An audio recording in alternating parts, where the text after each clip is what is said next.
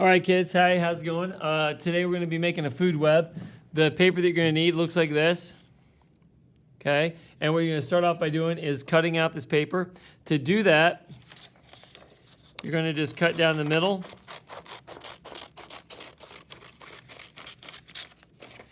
And then you're going to go out and cut out all of these organisms. I'll tell you right now, we're going to get rid of two organisms that we're not going to be using. We're not going to be using today the puma, and we're not going to be using the parrot. So both the organisms that begin with P, we are not using. All the rest need to be cut out. So do that as quickly as you can.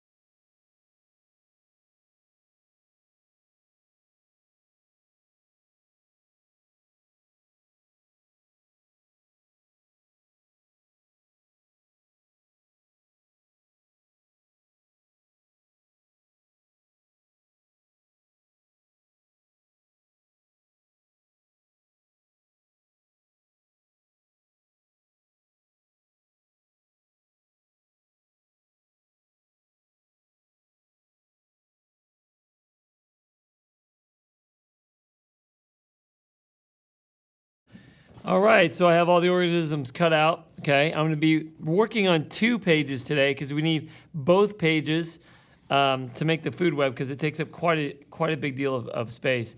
Now, I would suggest if you have colored pencils, this is a great activity to use with colored pencils because you're going to be able to use those colored pencils to differentiate between what organisms are being eaten by other organisms. So it does help for this activity.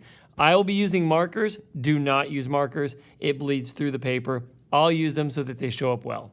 So I'm going to start off by writing the word food chain up at the top. I'm going to write food on the left side and web, sorry, not chain, web on the right side. Okay? Then I'm going to go ahead and start by looking at my paper here. Okay? First off, I need to get an energy source for this food web, and all the energy of a food web comes from the sun. So I'm going to find a picture of my sun. And I'm going to place the sun in the bottom left-hand corner of this food web. Get my trusty glue stick. You could also use tape for this. Well, my glue stick cap is on there pretty good. Come on, there we go.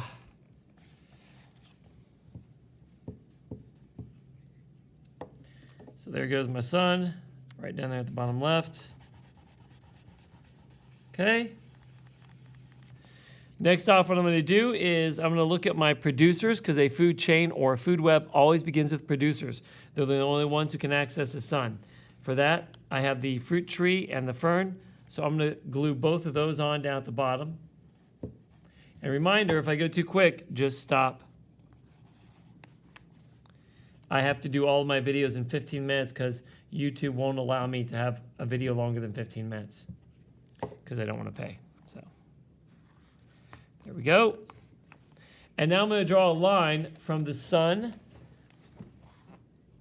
to the fruit tree because the energy is going from the sun to the fruit tree and to the fern. All right. Now it looks like you can barely see that. So I'll kind of move that so you can see it. There you go.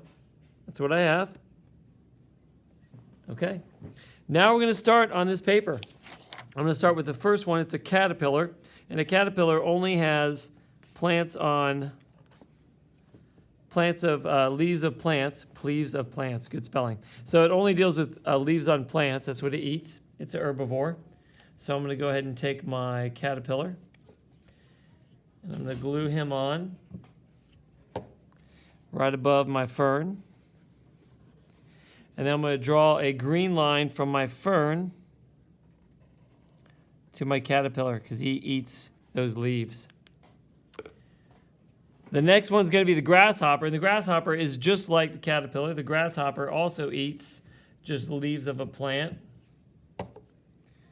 So I'm going to put that guy right over here, I think. Changing it up a little bit. Again, I look at my paper. Grasshopper eats leaves of a plant. Going to draw a green arrow from my fern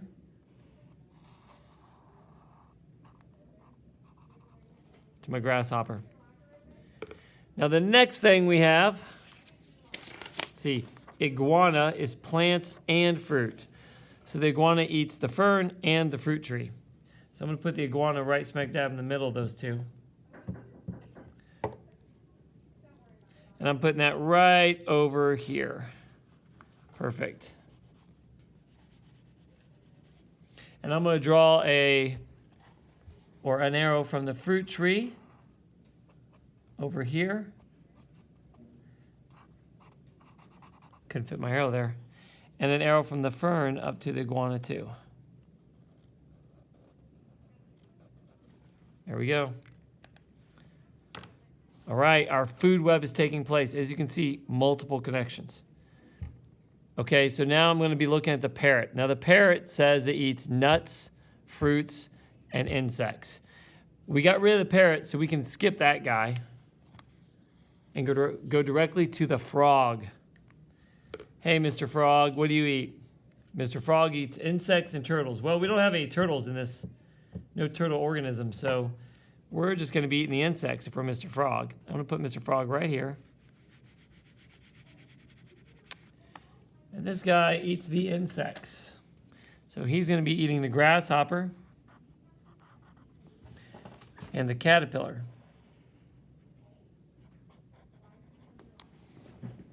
Go, Mr. Frog. Clean up that ecosystem.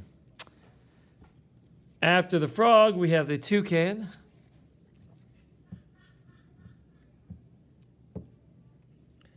So toucan I'm going to put up over here because he eats insects, lizards, and fruit. So he's going to eat the iguana, the fruit tree, and the insects. I'm going to put him over...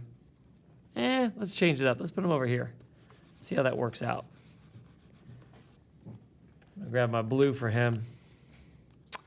So he is eating the caterpillar as an insect. He eats the grasshopper. Whoa, grasshopper, get over there. I'm starting to feel bad for the insects. They're getting eaten by everybody. Let's see. He also eats the lizard, which is going to be the iguana. Let's see if I can fit my hand in there. It does not say he eats the frog or reptile, so we're going to leave that alone. And he eats the fruit. So we'll take the fruit tree. Jump through here. Sweet. He's an omnivore. He eats both. Okay. We're doing great. We got the sloth coming up next. Come here, Mr. Sloth. And the sloth, he eats, wouldn't you guess it, leaves, fruit, and the poor insects. I think, because I got to get to this guy and this guy, I think I'm going to put the sloth over here. So I'm going to put him on the side. There you go, Mr. Sloth. And for the sloth, I'm going to use pink. My daughter will like that. She likes pink. So he eats the fruit tree, the grasshopper, because he likes insects.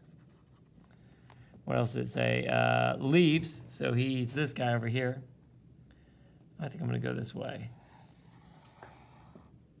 Eats the fern.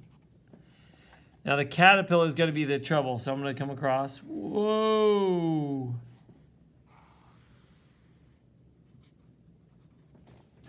That one had to travel, didn't it? Okay, last but not least, we are skipping the puma, so we're just going to go to the snake. And Mr. Snake, he's going to be our apex predator. He's at the top, our tertiary consumer. We're going to put him over here because he's going to eat a bunch. Now, it doesn't say this on your paper, but it should have. That was my mistake. It should have said sloth because he eats sloths too. We're talking about a python or an anaconda, a big old snake. So in this case, we are going to be drawing a bunch of arrows to the snake. So he is going to eat the frog. Let's use red because he's a carnivore. He's going to eat the frog. That's an easy one. He's going to eat the sloth. That's an easy one. He's going to eat the insects, of course. Mr. Insect always gets eaten, and Miss Insect always gets eaten. Good old caterpillar is going to have to come all the way over here. Woo! He eats reptiles. Okay, so he's eating the iguana too.